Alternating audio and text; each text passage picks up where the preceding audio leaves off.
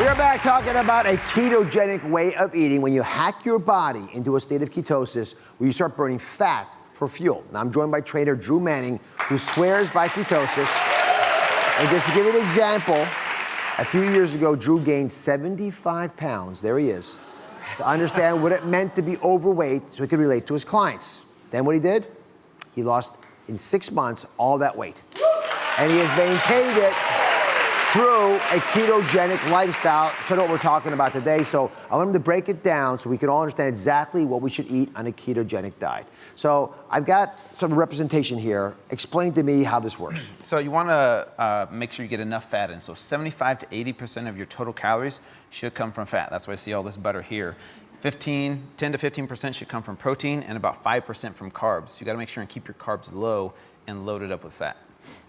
So one more time. So 3/4 of everything is fat. Yes. Which is more than I talk about. Only about 20% is protein. That's a lot lower than I usually recommend. Exactly. It's a high fat, moderate protein, low carb approach. And what's the problem with having more protein and less fat?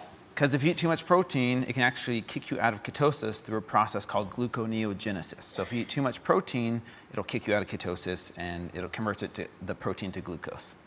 Yeah, which is interesting, actually. We do make glucose from lots of things, except we can't make it from fat. Exactly. So fat's your ally. You're saying the more fat you eat, the less sugar you're going to have in your body, no matter what your body tries to do. Exactly. And what happens if you have some really healthy, colorful vegetables that happen to have a little carbohydrate in them?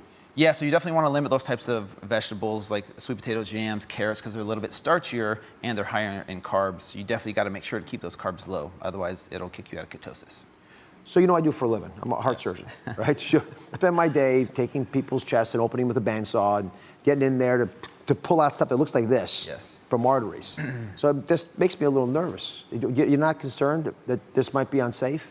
You know, I used to think that way as well. A lot of us have thought that way for a long period of time. But if you look at a lot of the new research, it shows when you eat these good quality fats without the presence of refined sugars and processed carbohydrates, it actually forces your body to use that fat for fuel instead of storing it in the body and clogging your arteries. And you say these good fats. So what fats do you prefer to eat? I guess it's probably not buckets No, I don't butter. eat this much butter. This is not what a typical day looks like for me. But coconut oil, coconut, avocado oil, things like fattier meats, bacon, salmon, fattier cuts of beef even. So real whole versions, but not a lot of saturated fats.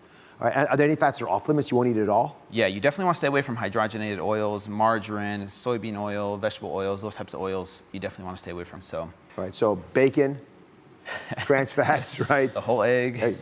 And so healthier fats, what would you just count that? All right, so if we take this as our basic formula, you also understand this right now. Your body will then begin to burn the fat that you have on it. It has to, no choice. Yes. That's what you found in your life. That's how you got rid of that. That's how you got that six-pack. Is there a six-pack? Let me see this. I wasn't prepared for this. 1, 2, 3, 4, 5, 6. All right, so forget about embarrassing me. I've got Kendi here, who matters more. Kendi is thinking about coming on a ketogenic diet. How are you, Kendi? Good, how are you, Dr. Oz? So, you just heard Drew explain a little bit about this diet, about what's getting you thinking about doing this? Bacon, first of all. Bacon? I just said not to eat bacon all day. I can have bacon. Well, you can have some bacon, Some right? bacon, yeah. But not only bacon. Well, you know, the thing that really excites me is, you know, I have been trying to lose this 35 pounds for the past year. I've tried every diet. I've tried shakes. I've tried low carb. I exercise regularly and nothing's working. So I'm really excited to see what this can do for me.